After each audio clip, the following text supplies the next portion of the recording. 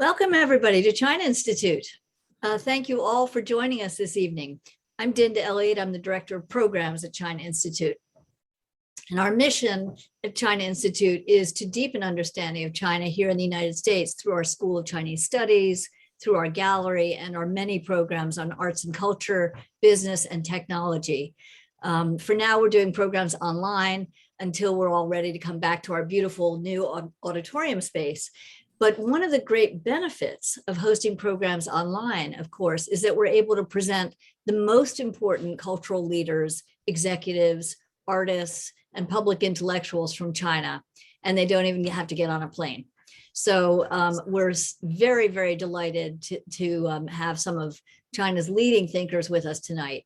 We also really like to mix things up at China Institute to engage unusual combinations of people in conversation. And well, we are certainly doing that with our superstar panel tonight. We have two very unlikely co-authors from China. Kai-Fu Lee, a tech investor and one of the world's top thinkers on artificial intelligence, and Chen Qiufan, who's also known as Stanley in the West, who's an award-winning science fiction writer, author of Waste Tide, and president of the Chinese Science Fiction Association. So the two of these very different people have come together and combined forces to write a new book called AI 2041. And just to mix things up a bit more, we're also honored to have David Ignatius, the award-winning columnist for the Washington Post and author of 11 spy thrillers, the last of which deals a lot with artificial intelligence. And full disclosure, it's especially fun for me tonight because David is my brother-in-law. So they're going to talk for about 45 minutes, and then we'll have time for some questions at the end. So please type your questions into the Q&A section. You'll see the icon at the bottom of your screen, and we will try to get to them at the end. So thank you again all for joining us, and it's going to be a very, very fun evening. I'm very happy now to turn it over to David and the panelists. So David, Kai-Fu, and Stanley, please turn on your cameras and come on the screen. And I'm going to go over to you. So, Dinda, thank you so much. It's great to be with this audience and to be with our two panelists. These are topics that fascinate all of us, that have engaged me as a novelist and as a journalist for the Washington Post. So I'm really looking forward to our conversation. Kai-Fu, to get us started, and before we dive into your new book, AI 2041, perhaps you could bring our audience up to speed with some basics. This book imagines artificial intelligence 20 years from today, but how do you define AI today? And how advanced is the field now? What can it do? Yeah, thank you. It's great to be on this fun panel. AI was coined in the 1950s, and at the time, it was an attempt to emulate all human intelligence. But as it turned out, the approach that worked the best is called machine learning or deep learning, and it actually works very differently from humans. So it's not a complete superset or an effort to build a complete superset of humans. It works by collecting a lot of data, and the human gives it some objective, such as maximize revenue or reach the destination without safely, and things like that, so that it runs on data. The more data it has, the better it works. So it tends to work a lot better than people on specific tasks with a lot of data, but it doesn't have humans' ability to conceptualize, create, and of course, it has no self-awareness or compassion. So that's a wonderful introduction. I want to turn to Stanley. In your book that you've co-authored with Kai-Fu, fact and fiction converge. As a journalist and a novelist in my own career, I know about that tension. But I'd love to know how the two of you worked together on this book. As Dinda said, a technology investor meets a sci-fi novelist. Tell us about that partnership, about how you first met, and how this work together went. Thanks, David. So as you might know, me and Kai-Fu, we have overlapping time back in the day. We both work for Google. So I think, but afterward, we went on different paths. So I become a full-time writer, and he became a very successful investor.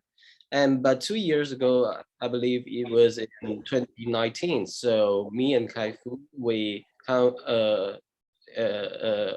across on events which is about AI and science fiction. So that afterward, and he and his team came up to me and bring up this brilliant idea of co-authoring a book which blend the genre with science fiction together with tech analysis, which sounds fantastic to me because I used to think about like writing books in that way, but without Kai-Fu's knowledge and experience in the domain, I couldn't do it by myself. So I think this is how we start to create a book from scratch. So actually, it's a long process and it's quite complicated compared with writing by myself. So we start to build up the roadmap of how AI technology can evolve over the next 20 years. And we packaging all this technology points like NLP, deepfake, facial recognition into different stories from the easiest way to the more difficult ones.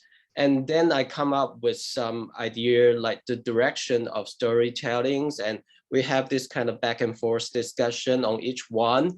And finally, I'll put out in words. So, and come up with a story, and Kai-Fu can write a tech analysis align with it. So that's how we able to co-author this book together. Is unusual way of writing a book, I would say.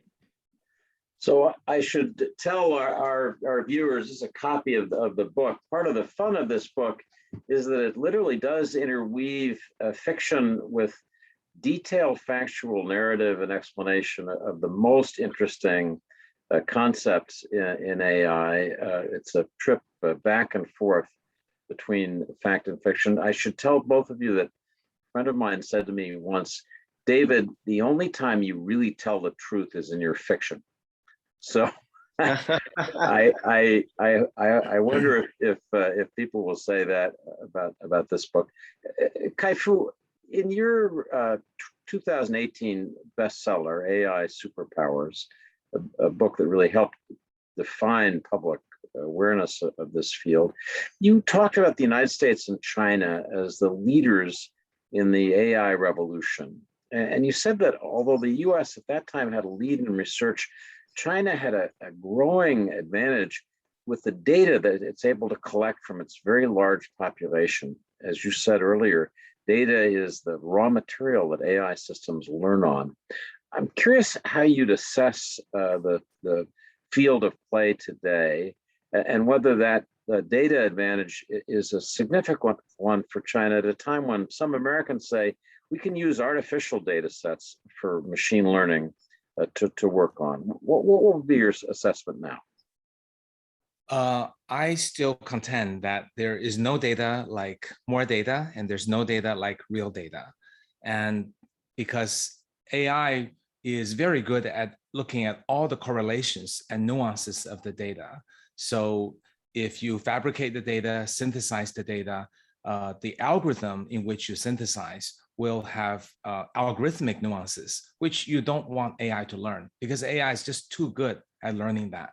The latest AI models trained on for natural language, for example, has over 1 trillion parameters. So that think of that as a gigantic mathematical function over all the text that it's ever read. So if you synthesize the text, while humans might not even detect that it was machine synthesized, computers will, because there's an algorithm behind it. So you got to have the real thing. Now there are applications in which we will have to use synthesized data because you can't get all the data.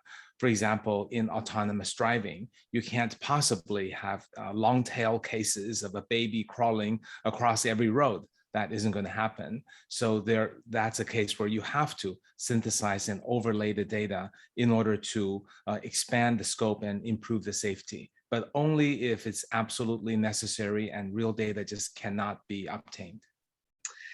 And if I could ask you about this competition between companies in China, companies in the US, and increasingly government funding for AI technology in both countries, how do you see that economic and technology competition these days? I actually think today's AI is almost all commercial and not as much government funded. The government did fund the research to get it started, and that was critical, without which there'd be no AI today. But once the Google, Facebook, Alibaba, Tencent, ByteDance got going, they collected their own data and created their own feedback loop. And actually the best people to build AI are people who have worked on these trillion parameter model engineers who work at these giant companies. The professors actually neither have access to that much data, nor the money to store the data, nor the computing power to process it. So there's an interesting bifurcation in that people in the industry, especially large companies, have an advantage over the academicians. But then the academicians are moving forward and coming up with new ideas of how to learn. And I think there may be the next breakthrough that will come from academia, but the current practice of throwing more data and building better models, that the best practice is actually in the industry in both US and China. That's a fascinating, very helpful summary for me. Stanley, you write in the introduction to this book that from the beginning of this project, you decided that AI 2041, your new book, would challenge the prevailing AI narrative, certainly in fiction, which is dystopian, which is dark, an AI machine-driven future in which human possibility is limited, almost a Big Brother feel. So you're trying to challenge that and say that our AI future is different. Speak a little bit about how, your own vision and why you're not as pessimistic as some people. Right. So I think we had enough like dark, hostile, bleak imagination of AI and robots in science fiction and movies for sure, like 2001 Space Odyssey, Terminator, Ex Machina, etc., etc. So I think it's time we turn on to imagine some brighter, more positive future with AI, because in an old saying from China, we will not stop eating even there's a probability that we might be choken by food, right? So it's always necessary to hold on to the development of technology in a more cautious, responsible manner, but it doesn't mean that we have to give up imagining a positive future. So in our book, I think we intend to portray a future with AI technology that can empower the individual and the society on like really self-actualizing their purpose of life and gaining more happiness and even reach a post scarcity status of the society and also go fight against the climate change for sure. So I think there's a lot of things we need to do, and we need to invest. We need to do the research on how we can reach that point.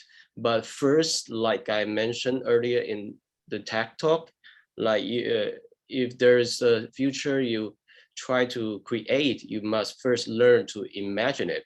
So that's my perspective. Kai-Fu, I'd like to ask you the same basic question. You write in the book that you endeavored to portray a future where AI technology could influence individuals and society positively. That's a powerful, optimistic vision.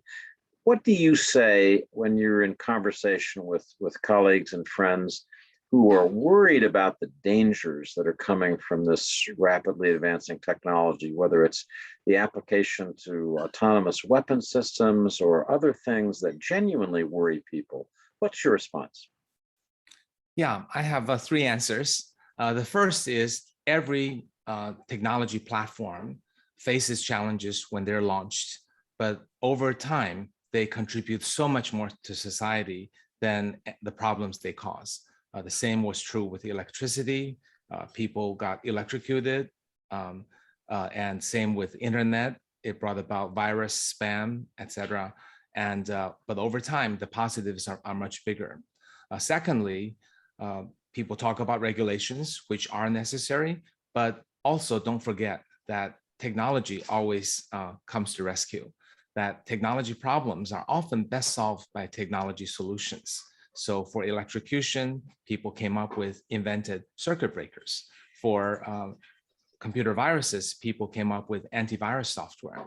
So there are possible solutions imaginable for every type of AI problem, from deep fakes to fake news, to AI influencing us, to bias and unfairness, to personal data protection. I believe we need to encourage more technologists to work harder to show that technology working alongside regulations can help solve the problem. And the last answer I have is one that I really believe that the people will shape the technology. And I'm quite concerned the sentiment about AI is negative due to some of the recent problems in the early introduction.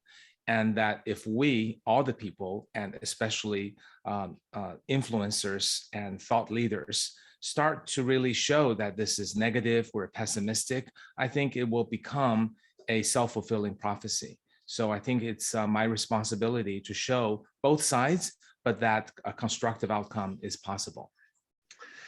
No question that thinking about the ways in which AI can be used to address the dangers that earlier AI created is a powerful idea, and I think you laid it out really well. Stanley, I want to take you to one of the fictional stories.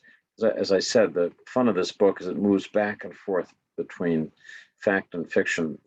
In your story, Gods Behind the Masks, about ethno-nationalists in Nigeria, you describe a frightening scenario in which the main character uses deep fakes, which Kai-Fu just described, these computer-generated, neural network created images that are indistinguishable initially from real ones. In the case that you have in your fictional story, in Nigeria, the deep fakes are connected to politics and ethnic tribes, and they're used to try to discredit one side by the other. I want to ask you about where deepfakes technology is today in reality.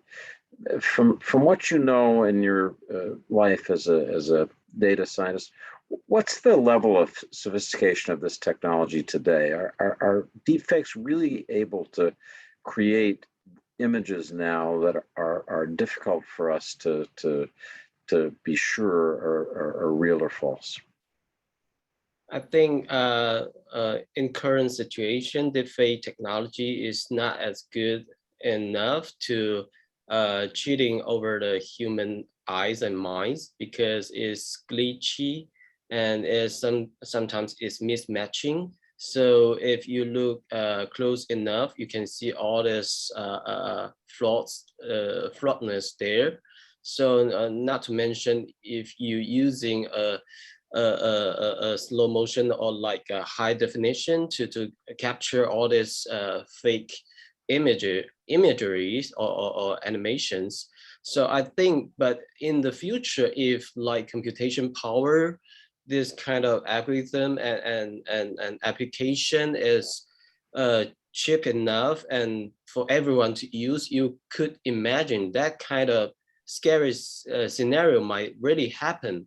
So I think in the story, we describe a future when all these major web websites, they have to utilizing this kind of so-called anti-deepfake detectors across all the websites. So it has this kind of, like in Chinese, like shield and sword story, like you have to upgrade to fight against this kind of more advanced deepfake technologies.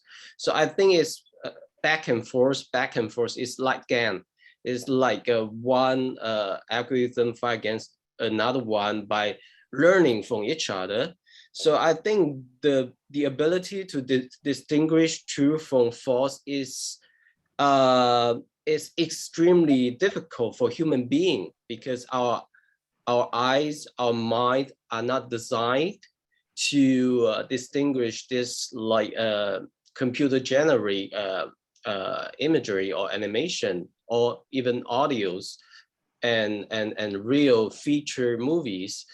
But I think we have to have the machine step in to protect us from being invaded by all this false information. Otherwise, like there's no truth in the world. You couldn't tell which is rumor, which is the reality, and they will cause a lot of problems, as we might see during the election in the few years ago and all around the world for sure. That is the fear. I should just tell our audience, if you don't know what GANs are, that Stanley just mentioned, they're generative adversarial networks, and they basically, if you imagine a neural network that's programmed to create fake David and another one that's created to detect fake David gets better, and then the detection gets better, and each little thing that's wrong gradually is improved until the deep fake is awfully close to reality. Kai-Fu, I want to ask you to think with me a little bit more about deep fakes. In my last novel, as Dinda said at the outset, I wrote about this technology, and I thought about the ways that in financial markets you can create false news about companies that drive down their stock prices and allow short sellers, investors to profit. As Stanley just said, we have seen the danger of fake news, created news in politics, but that's really just the beginning. We're going to have fake events that will be difficult to detect. I want to ask you to think with us about preventive measures, digital forensics, if you will, that will help us to distinguish a true from false. How do you think that forensic technology is proceeding? And are you confident that in this arms race, the ability to detect will continue to improve enough that it can match these fabulous deep fakes that will be created in the future? Right. On the deep fakes in particular, it is an arms race. So it all depends on whether the faker or the catcher has more compute power, because one can always take what the other has developed and try to one up with more compute power. So I don't think it's going to be possible to completely wipe out, especially the bad guys, put a supercomputer on it. It just won't be detectable. By the way, just for clarity, I think in a couple of years, 2-3 years, all deepfakes will fool all of us. It's really not possible with naked eye to tell the difference anymore, or the year. But in 2 or 3 years, algorithms still can, but it's an arms race. So how do we solve this? I think in the long term, we can come up with ways in which at the time of capture, the algorithm is authenticated, perhaps with blockchain, that this is the original photograph taken by this phone or camera, and that can be verified. Then I think, again, we can start to trust photos and images and recording when they're authenticated, whether it's for a news report or for courtroom evidence. But that may take a long time, probably more than 20 years, because we have to upgrade all devices and come up with a new standard, not to mention make blockchain run faster. So it's a longer term proposition. In the meantime, a few things need to happen for us to believe again. First, I think the very serious websites should really buy a lot of big computers and run everything through, and also have a reporting mechanism and put more people and AI to watch out. So you can imagine a government website or a highly credible website like a news website will need to want to staff up and buy more computers to protect that, so that people will at least think, okay, when it's a government website, when it's a particular news website, I can trust it. And they may also have to only publish from verified reporters who are accredited journalists or something like that as additional measures. And then lastly, I think the society will just have to learn to adapt, to understand that not everything you see on the internet is true, even if it looks like a real video. And just like we've kind of got accustomed to not believing every blog post, and I think soon, or every new Facebook post, soon we'll have, and we're starting to doubt photos, but we still tend to believe really newspaper-like content, or we still tend to believe videos. But I think soon we'll just have to adapt as a society to look at everything with a suspicious eye and form our own way of doing the critical thinking to make our own informed decision about whether something is fake or not. I share your hope, because I'm in the news business. I hope that in this future where the stream of information that comes at us will be polluted, where a lot of facts in quotation marks won't be true, the value of true information and of news organizations that reliably provide true information will increase. So our business, which has had difficulty making money in recent years, I hope will be on a better footing. Stanley, I want to ask you about another really interesting social issue that your book raises, and that you dealt with in your last book, Waste Tide, where you thought about a future where economic waste is sent to an island, in this case off the coast of China, to be recycled. And you just imagine that the sort of dumping grounds in the world. This leads us to think about inequalities that are increasing in so many countries, are increasing in the US and China, of great concern politically. I want to ask you if you think there are ways that AI can help us solve these problems that worry the Chinese government, that worry the US government, about income disparity, inequality, and also the disaster of global climate change. What do you think? So I think on the first two subjects, like income disparity and inequality, so I would say economic distribution system and policy making might play a more important role. But let's imagine if we ultimately find a way to using cleaner, abundant energy with the help of AI, like, for example, finding more efficient material for battery and smarter grid to distribute the clean energy, and also to design a safer structure for nuclear power plants, which is happening now. So we might be able to reach the status of common prosperity. So I think that might be the way, like how we leverage AI technology to help to achieve that goal.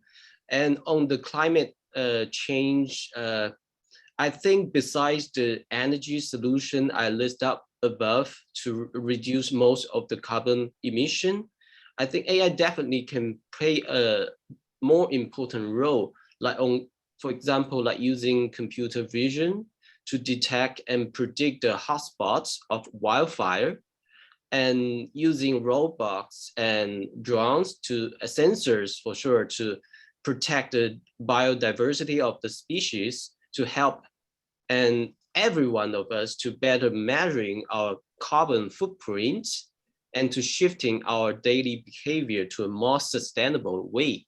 So I think that's how AI can step in fight against the climate change. Kai-Fu, I want to ask you about the consequences of a world in which we have the benefits of pervasive sensors. Stanley was just describing some examples I hadn't thought about, but detecting wildfires, other threats to the environment, so that we can very quickly address them.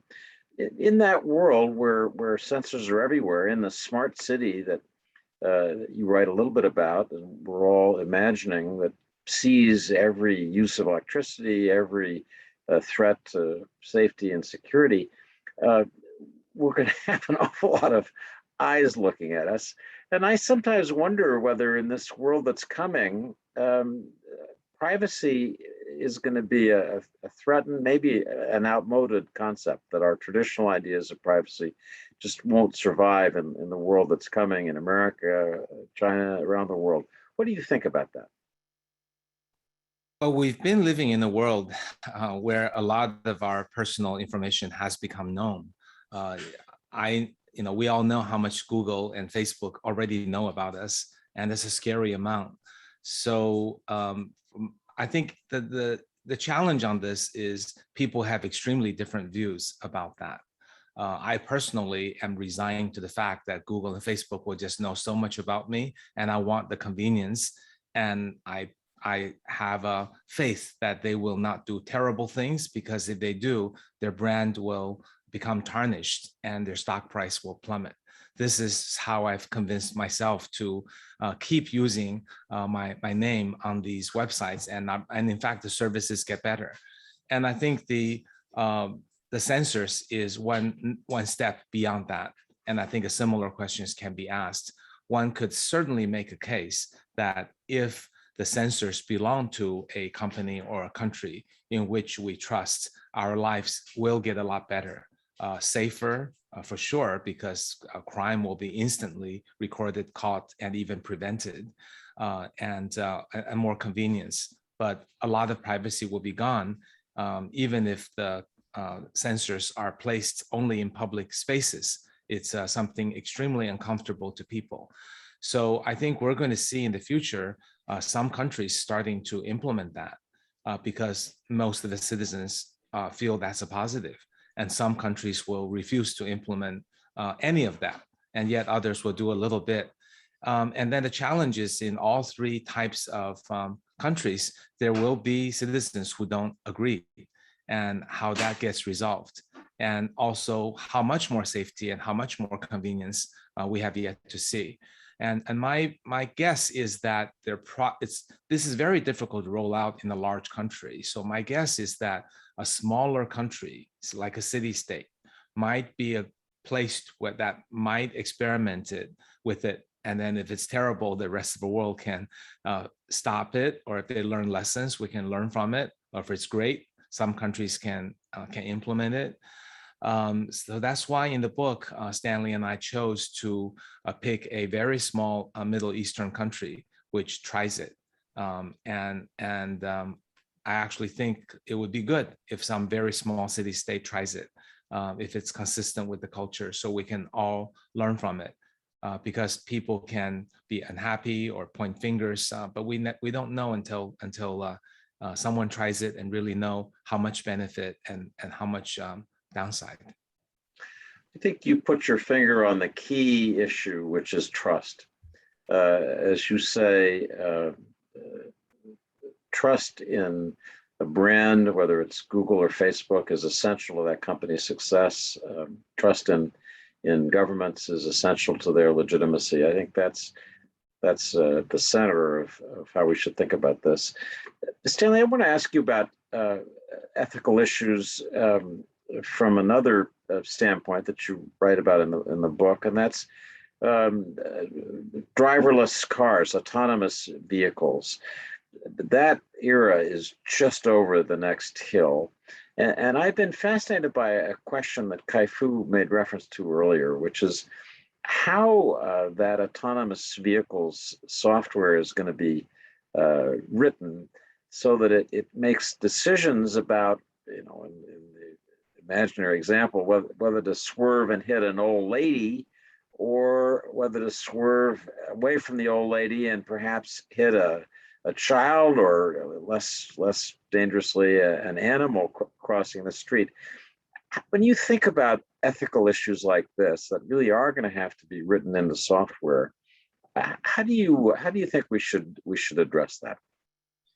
Yeah, I think we can take this question into different perspectives. Firstly, like as Kai-Fu mentioned earlier, is all about maximize the objective function. So like when people are setting the goal, machine just self-enhanced, hence lead to address the problem. So if you setting like we try to save the maximum of life, so it might choose the lowest cost to sacrifice some to save the most of the people.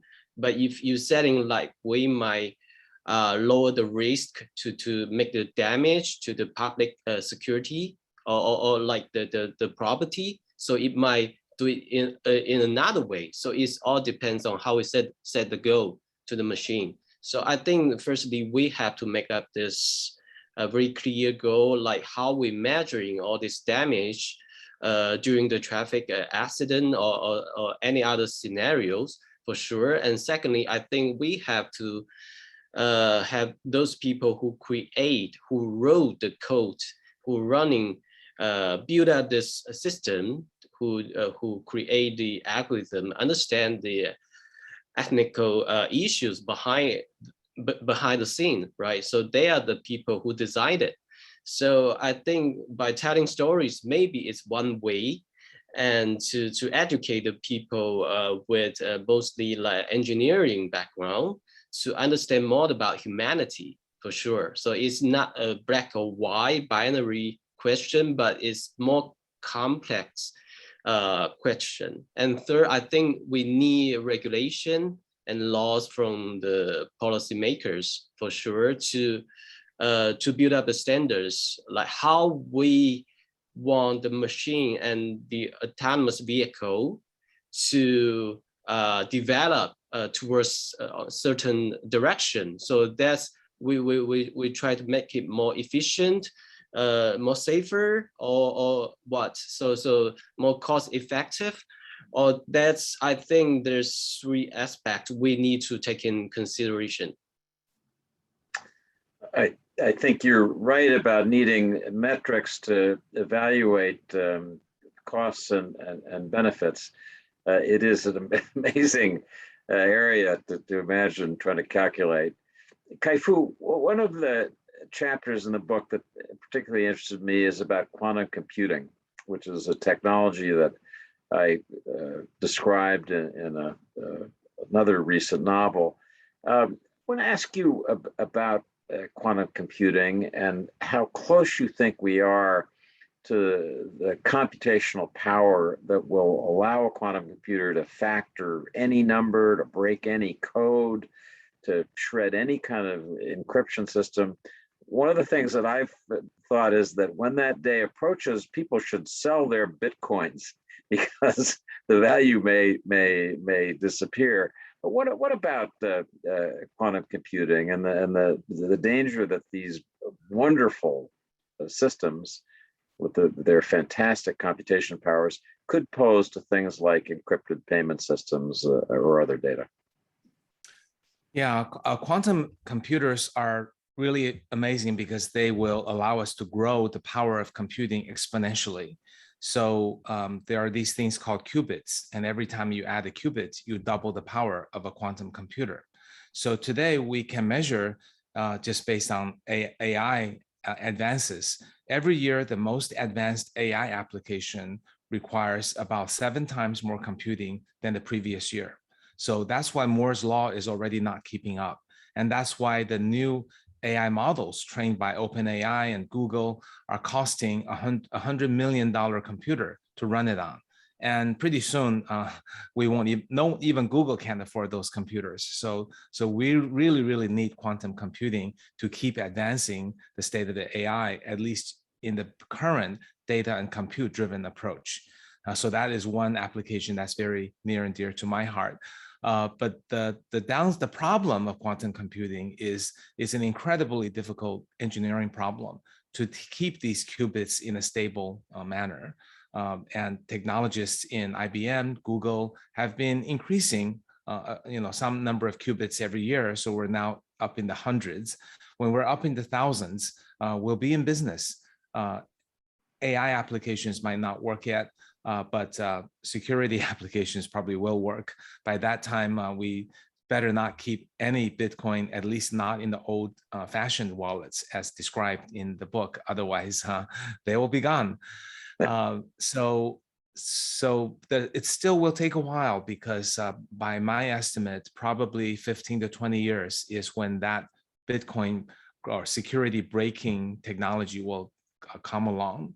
A few good news though is that the same moment that the security breaking technology comes along, also comes along a quantum-based encryption, which is permanently secure, even against people who have a quantum computer to break your code. So this is the flip side. Just a few tens of billions of dollars to lose, and then we'll be safe forever. Another challenge is with any new computing paradigm, all the software has to be rewritten. Even the algorithms have to be reinvented because you can't program a quantum computer the same way you program a normal computer. So that will probably add another decade before wide applications are possible. But it does look like we're on the path to having it in the next 15 to 20 years. Well, okay, audience, you heard it. Don't have to sell your Bitcoin tomorrow, next week, or next year, but keep an eye on the progress of quantum computing. Yeah, we have only a little while left before I want to go back to Dinda and questions from the audience, but I want to close my part of this wonderful conversation by asking each of you briefly what you see as the most exciting AI applications that are ahead that we haven't already talked about, things that really excite you intellectually and just as a citizen of the world. Stanley, let me ask you to start. Okay, I think the most exciting application to me is like how we're using AI to better mapping or predicting the brain connectum, which might ultimately help us to better understand ourselves, like on the consciousness level. So as ultimate goal, like how we understand ourselves as human being, as a species, how we conjured up all this intelligence, emotions, sensations. So I think it definitely helps us in the further future. And Kai-Fu, what would be your answer to that? What AI application that's out there excites you the most when you think about it?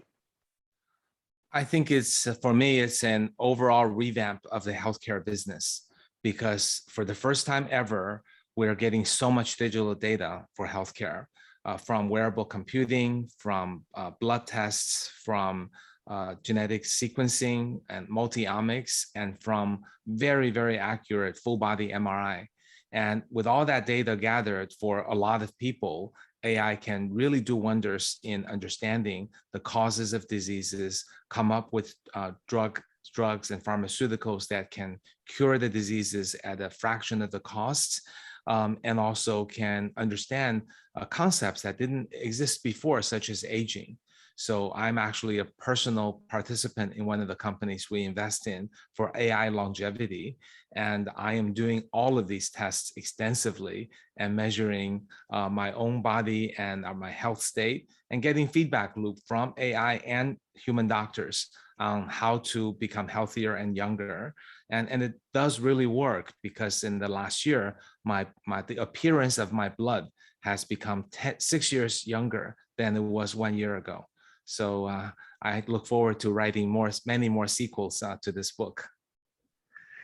That's absolutely fascinating. I'm going to turn this back now to Dinda and the audience's questions. Thank you both. What a wonderful conversation. Amazing. So we do have a lot of great questions from the audience. And so I'm just going to jump right in. Here's a question which is addressed to you, Kai-Fu, which is kind of picking up on what Stanley and David were talking about a little bit before about can AI help solve global questions in terms of income disparity and climate change and those kinds of things. So the question is, do you think that major technology corporations today feel any responsibility to end poverty and promote a post-scarcity society where everyone has enough? Do you think people might be afraid of AI because we're afraid of the people who create it and how they will choose to shape it? Okay, a very complex and deep question. Yeah. I currently do not have confidence that the technology giants feel the sense of responsibility.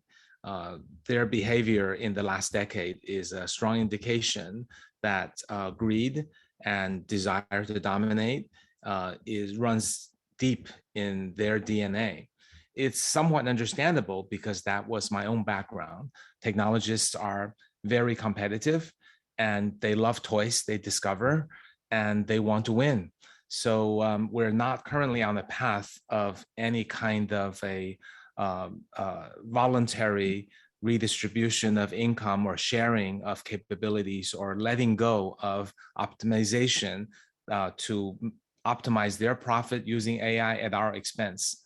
So I do think a lot of things need to be done, including regulations, including third-party watchdogs, including ESG metrics. But mostly, I think a new breed of entrepreneurs might be needed.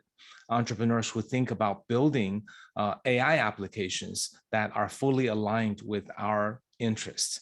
That is not so far-fetched because I think all of us would be willing to pay for a content engine or a YouTube, TikTok-like product, except it's designed to show us things that make us better, make us more knowledgeable, make us more likable, make us happier. I think that should be possible.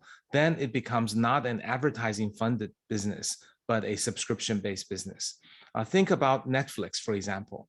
I think it's the best behaving of all the technology giants because of its business model, not because, Reed doesn't want to win, and he clearly does if you read his book, but his business model is set up so that people pay money and then Netflix wins when their shows are truly high quality, get high reviews, people then watch it and don't give up and don't stop their subscription. Then they're highly incentivized to create content that are satisfying to their user rather than how to show more ads to get us to click. So we just need more Netflix-like models that are a little bit longer term. They don't have to be as grand as in the book we talk about happiness. They just have to produce content with a lot of attention to detail, caring what we want, and good rating and returns. So why can't we do that with more than mini-series productions? So I feel that's perhaps the most important step. Yeah, that's an optimistic scenario. So David, by the way, if you're still there, I want you to turn your camera on. This is a conversation amongst all of us, and you may, want to chime in as well. So please. Another very interesting question. These are all very philosophical. So who do you see as the ultimate authors of the path forward on AI? Is it business leaders charging forward into the future? Is it citizens advocating for their rights as they see them?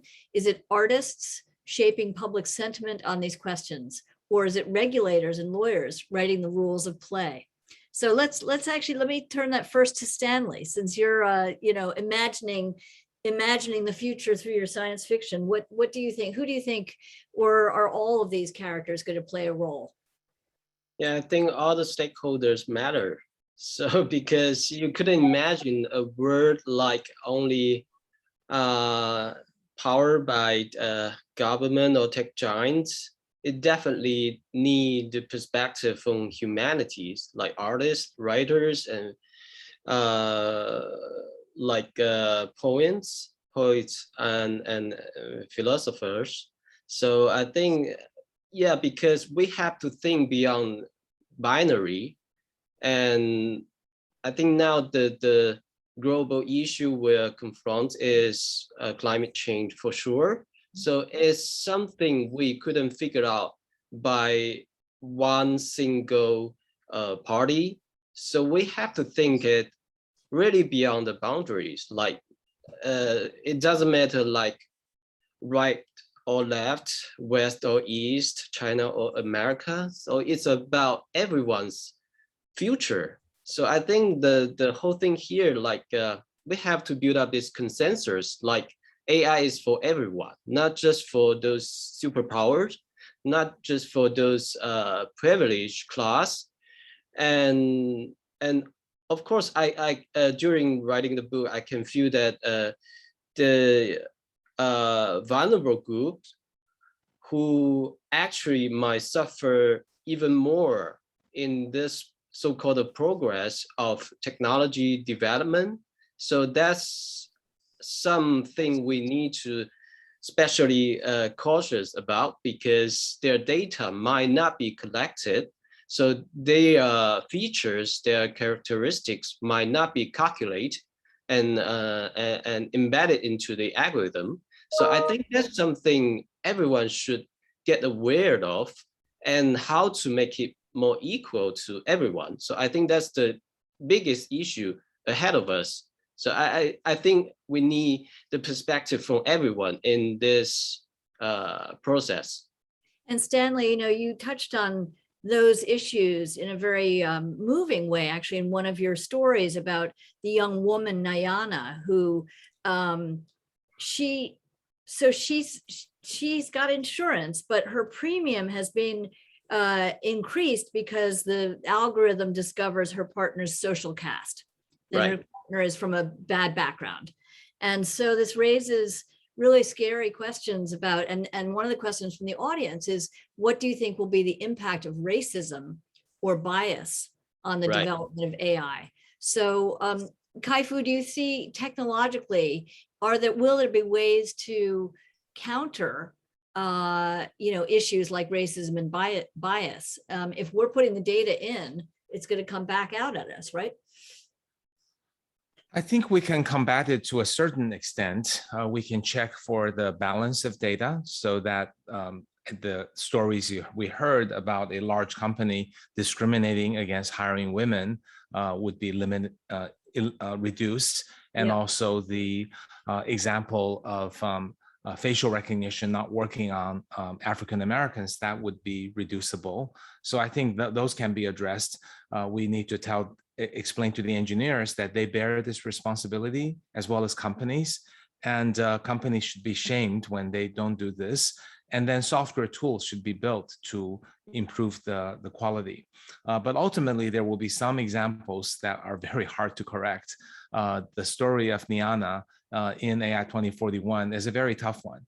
I think Stan and I intentionally picked one to say that even after you do everything you can, there's still something buried in the data, because AI is so good at finding the subtleties and correlations. So some will remain.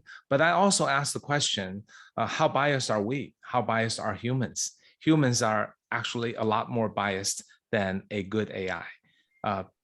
Because if you, there are studies that shows in Israel, judges are harsher before lunch because they're hungry.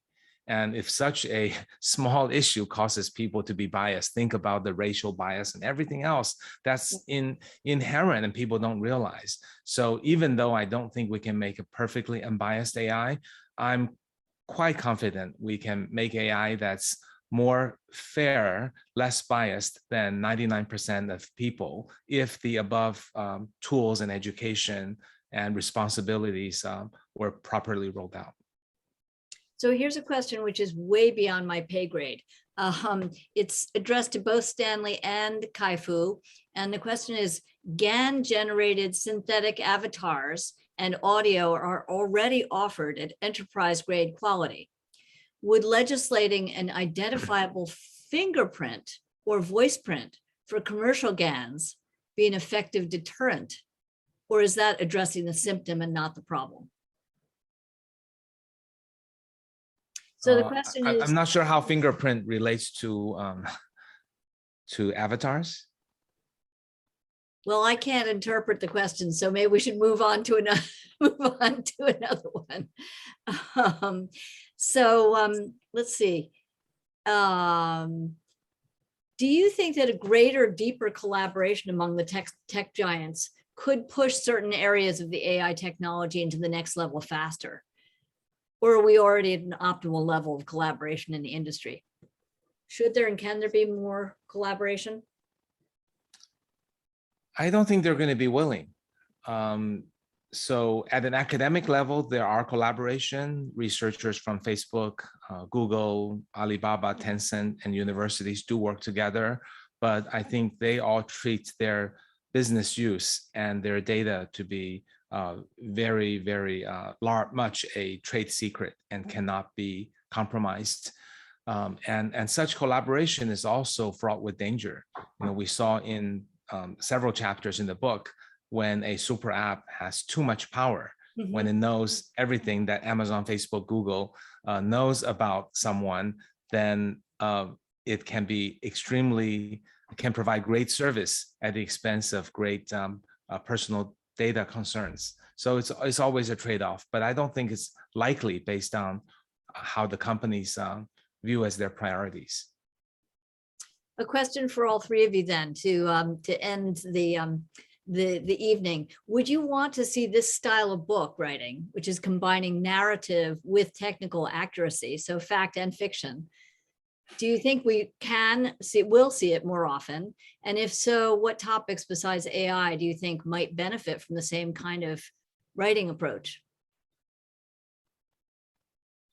Yeah, I would say, like, I would love to see more to come, because we need a lot of popularity of science facts and theories, like in this domain of space, quantum physics, genetic engineers, everything, you name it. So people need to learn more about science, but in a more lovable way, in a more intriguing way, a more compelling way, right? So I think science fiction definitely will be a perfect match to do this kind of popularization job. Well, and Stanley, you said that you're working on a new book about climate change for young people, right? Yes. Is that neutrality? So I think it's tapping across different industries. It's such a complicated, long ecosystem. So even like adults, I highly doubt that they can figure it out what's going on there. So I think it's quite challenging for kids to understand, but they are the host of the future, right? So they're the one who make it happen in the coming decades. So I think it's my responsibility to help them to learn and to understand what's going on around the world and what we can do to change the future. Kai-Fu, can you say, oh, go ahead, David, yeah. Well, I want to leave the last word to Kai-Fu, so I'll just briefly say, as a novelist who tries to write about technology, one thing I've learned is that in the end, the power of narrative requires characters who are interesting. And I think this technology discussion like we've had tonight enriches the scope on which we can write. It's intellectually so powerful, but I know as a novelist and as a reader too, that it is the characters that drive you, that keep you up late, reading another chapter that you really should go to sleep. So I think that's the challenge for all of us. I'll leave it to Kai-Fu to finish. Kai-Fu, do you think this collaboration with Stanley will continue into the future? I sure hope so. There's so much ground that we haven't covered. Life sciences is another huge area, but maybe it wouldn't be me who would be the scientist, but would be someone from the life sciences area. And also, I think the creative mind, a mind like Stanley's, brings so much imagination that will first show the scientists the possibilities. And secondly, it will reach out to more people who might be intimidated by technology. So I think this is a great combination. I don't think it's going to happen a lot. I don't think so. This will be a big genre because it requires taking such different people and getting them to work together. But I sure hope there will be more. And maybe Stanley and I can work with David on a next book. Now there's an idea. So Right. as we say, sold. That, You heard it here first. Okay, so I want to thank the three of you so very much. I mean, there were so many things that I loved about what you said tonight. I'm going to just read back a few of them to you. You know, Stanley, you said, if there's a future you're trying to create, you must first imagine it. What a beautiful idea. And Kai-Fu, you talked about the challenges of technology, but that the contributions have always been so much more, so much greater than the problems they've caused.